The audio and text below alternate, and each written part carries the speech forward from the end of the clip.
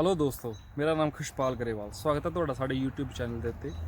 ਦੋਸਤੋ ਅੱਜ ਦੀ ਜਿਹੜੀ ਵੀਡੀਓ ਆ ਉਹਦੇ ਵਿੱਚ ਮੈਂ ਜਿਹੜਾ ਧਰੁਵ ਰਾਠੀ ਨੇ ਜਿਹੜੀ ਲਾਸਟ ਵੀਡੀਓ ਪਾਈ ਸੀਗੀ ਚਾਈਨਾ ਐਕਸਪੋਜ਼ਡ ਦੇ ਨਾਂ ਤੇ, ਉਹਦੇ ਵਿੱਚ ਕੀ ਆ ਉਹ ਚਾਈਨਾ ਦੇ ਬਾਈਕਾਟ ਦੀ ਗੱਲ ਕਰਦਾ, ਬਟ ਜਿਹੜਾ ਉਹਦਾ ਸਿਧਾਂਤ ਆ ਪੂਰੀ ਕੰਪਲੀਟਲੀ ਜਿਹੜਾ ਉਹ ਬਾਇਸਡ ਆ, ਉਹਦਾ ਸਿਧਾਂਤ ਕਲੀਅਰ ਨਹੀਂ ਹੈਗਾ ਤੇ ਉਹਦੀ ਜਿਹੜੀ ਵੀਡੀਓ ਆ ਉਹ ਇਦਾਂ ਲੱਗ ਰਿਹਾ ਕਿ ਉਹਨੂੰ ਨੌਲੇਜ ਨਹੀਂ ਹੈਗੀ ਉਸ ਚੀਜ਼ ਦੀ। ਤੇ ਮੈਂ ਉਸ ਵੀਡੀਓ ਦੇ ਉੱਤੇ ਇੱਕ ਇੱਕ ਕਰਕੇ ਕੁਐਸਚਨ ਕਰੂੰਗਾ ਤੇ ਨਾਲ ਦੀ ਨਾਲ ਤੁਹਾਨੂੰ ਡਿਟੇਲਸ ਦਊਂਗਾ, ਜਿਹੜੀ ਕਰੈਕਟ ਇਨਫੋਰਮੇਸ਼ਨ ਆ ਉਹ ਮੈਂ ਦੇਣ ਦੀ ਕੋਸ਼ਿਸ਼ ਕਰੂੰਗਾ ਇਸ ਵੀਡੀਓ ਦੇ ਵਿੱਚ।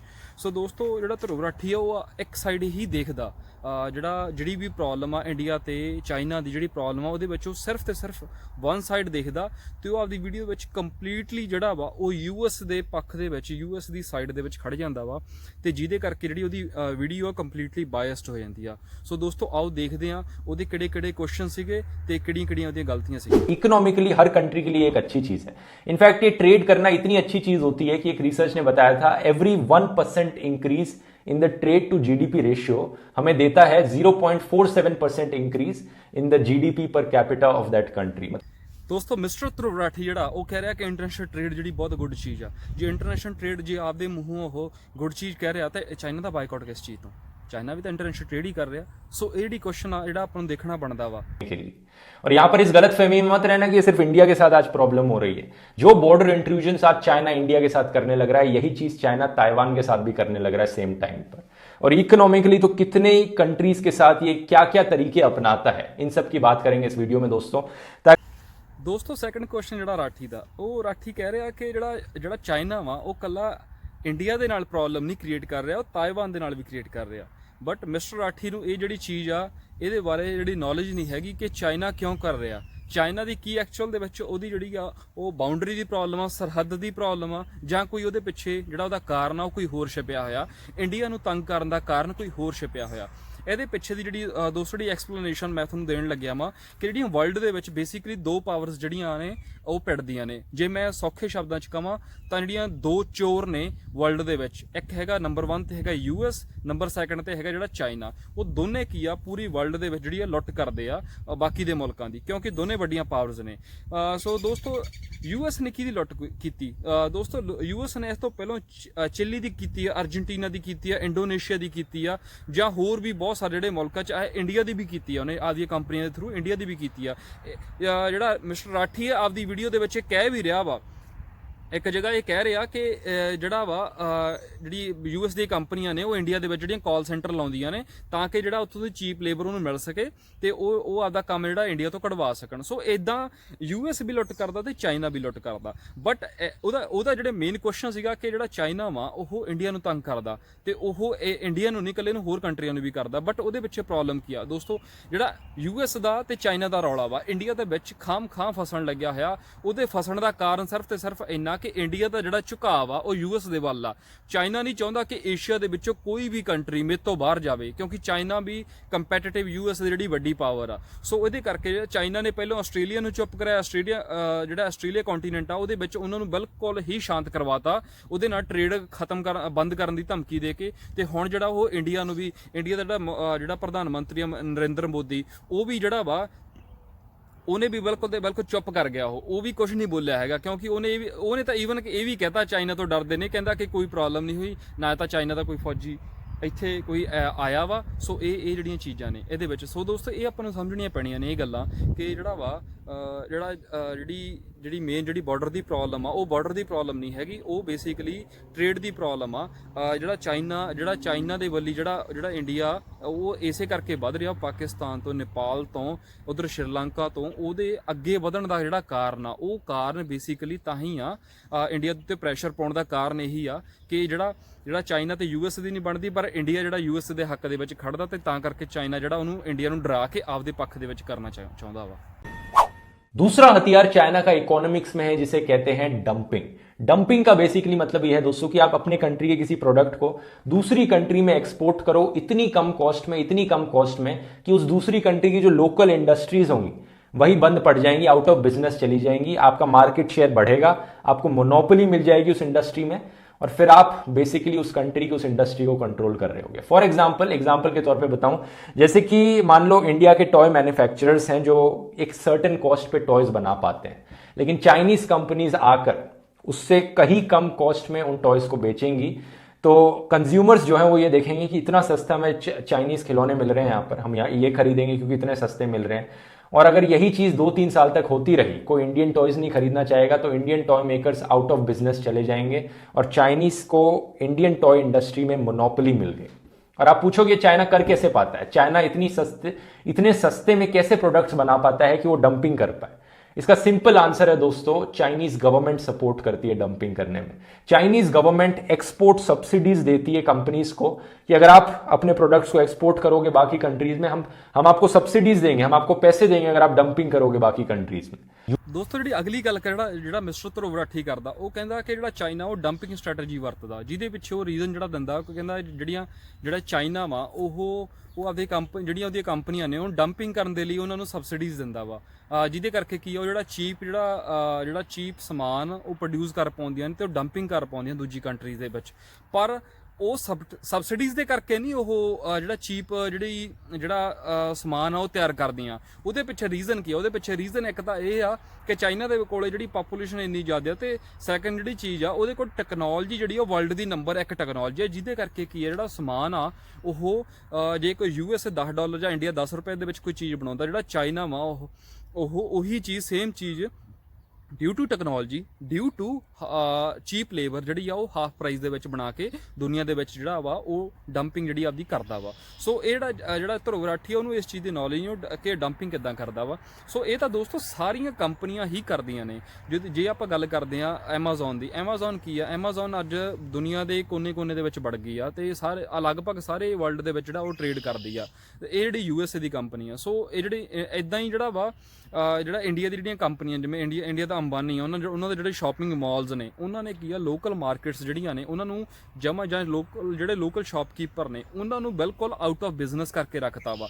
ਸੋ ਇਹ ਤਾਂ ਚਾਹੇ ਕਿਸੇ ਦੇਸ਼ ਦੀ ਕੋਈ ਕੰਪਨੀ ਆ, ਚਾਹੇ ਕੋਈ ਬਾਹਰਲੀ ਵੱਡੀ ਕੰਪਨੀ ਆ, ਇਹ ਤਾਂ ਇਦਾਂ ਹੀ ਕਰਦੀਆਂ। ਇਹਨਾਂ ਨੇ ਸਿਰਫ ਤੇ ਸਿਰਫ ਇਹਨਾਂ ਦਾ ਕੀ ਹੁੰਦਾ ਕਿ ਇਹਨਾਂ ਨੇ ਗਰੀਬ ਦਾ ਉਜਾੜਾ ਕਰਨਾ ਜਾਂ ਲੋਕਲ ਜਾਂ ਛੋਟੇ ਵਪਾਰੀ ਦਾ ਜਿਹੜਾ ਉਜਾੜਾ ਕਰਕੇ ਸਿਰਫ ਤੇ ਸਿਰਫ ਆਪਦੀ ਜਿਹੜੀ ਸਥਾਪਤੀ ਆ ਉਹ ਬਣਾ ਲੈਣੀ ਆ।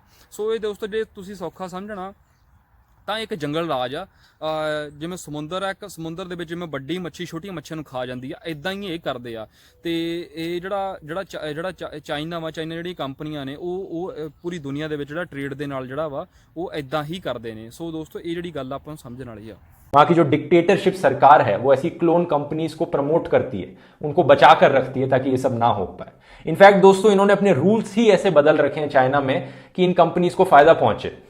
ਸੋ ਦੋਸਤੋ ਜਿਹੜੀ ਅਗਲੀ ਗੱਲ ਜਿਹੜਾ ਮਿਸਟਰ ਧਰੁਵ ਰਾਠੀ ਕਰਦਾ, ਉਹ ਕਹਿੰਦਾ ਕਿ ਜਿਹੜਾ ਚਾਈਨਾ ਵਾ ਉਹ ਆਪਦੀ ਕੰਪਨੀ ਦਾ ਬਚਾਅ ਕਰਦਾ। ਇਹ ਉਹ ਬਚਾਅ ਕਿੱਦਾਂ ਕਰਦਾ? ਉਹ ਕਹਿੰਦਾ ਕਿ ਉਹ ਇੱਕ ਤਾਂ ਇਹ ਆ ਕਿ WTO ਦੀ ਜਿਹੜੀਆਂ ਸ਼ਰਤਾਂ ਨੇ ਉਹਨਾਂ ਦਾ ਮਿਸਯੂਜ਼ ਕਰਦਾ। ਸੈਕੰਡ ਉਹ ਜਿਹੜੀ ਚੀਜ਼ ਕਹਿੰਦਾ ਵਾ, ਉਹ ਕਹਿੰਦਾ ਕਿ ਜਿਹੜਾ WTO ਨੂੰ ਮਿਸਯੂਜ਼ ਕਰਕੇ ਉਹ ਆਪਦੀ ਕੰਟਰੀ ਦੇ ਵਿੱਚ ਜਿਹੜਾ ਵਾ ਇੰਪੋਰਟ ਨਹੀਂ ਕਰਾਉਂਦਾ। ਇੰਪੋਰਟ ਕੀ ਤੋਂ ਨਹੀਂ ਕਰਾਉਂਦਾ? ਉਹ ਜਿਹੜਾ ਬੇਸਿਕ ਜਿਹੜੀਆਂ ਕੰਪਨੀਆਂ ਕਹਿੰਦਾ ਨੇ, ਇੱਕ ਤਾਂ YouTube, Amazon, Facebook ਤੇ ਗੂਗਲ, ਉਹ ਕਹਿੰਦਾ ਇਹਨਾਂ ਕੰਪਨੀਆਂ ਨੂੰ ਆਪਦੇ ਵਿੱਚ ਜਿਹੜਾ ਉਹ ਐਂਟਰ ਨਹੀਂ ਕਰਨ ਦਿੰਦਾ ਹੈਗਾ ਜਿਹੜਾ ਚਾਈਨਾ ਵਾ।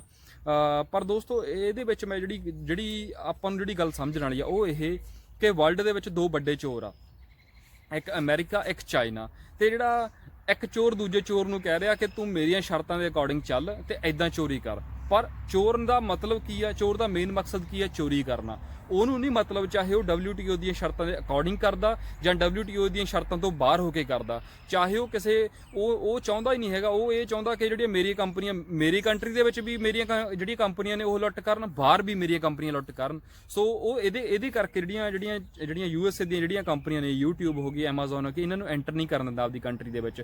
ਉਹਦੇ ਕੰਪੈਟੀਟਿਵ ਉਹਨੇ ਜਿਹੜਾ ਅਲੀਬਾਬਾ ਕ੍ਰੀਏਟ ਕੀਤਾ, ਗੂਗਲ ਦੀ ਜਗ੍ਹਾ ਉਹਨੇ ਬਾਈਡੂ ਕ੍ਰੀਏਟ ਕੀਤਾ ਤੇ Facebook ਦੀ ਜਗ੍ਹਾ ਉਹਨੇ ਵਾਈਬੋ ਕ੍ਰੀਏਟ ਕੀਤਾ ਵਾ। ਸੋ ਇਹੋ ਜਿਹੜੀਆਂ ਚੀਜ਼ਾਂ ਜਿਹੜੀਆਂ ਉਹ ਕ੍ਰੀਏਟ ਕਰਦਾ ਵਾ ਉਹਨਾਂ ਦੇ ਕੰਪੈਟੀਟਿਵ। ਸੋ ਇਹ ਜਿਹੜਾ ਧਰੁਵ ਰਾਠੀ ਦੀ ਜਿਹੜੀ ਅਪਰੋਚ ਆ ਉਹ ਇਹਦੇ ਵਿੱਚ ਬਿਲਕੁਲ ਹੀ ਜਿਹੜਾ ਉਹਦਾ ਸਿਧਾਂਤ ਆ ਬਿਲਕੁਲ ਹੀ ਗਲਤ ਆ।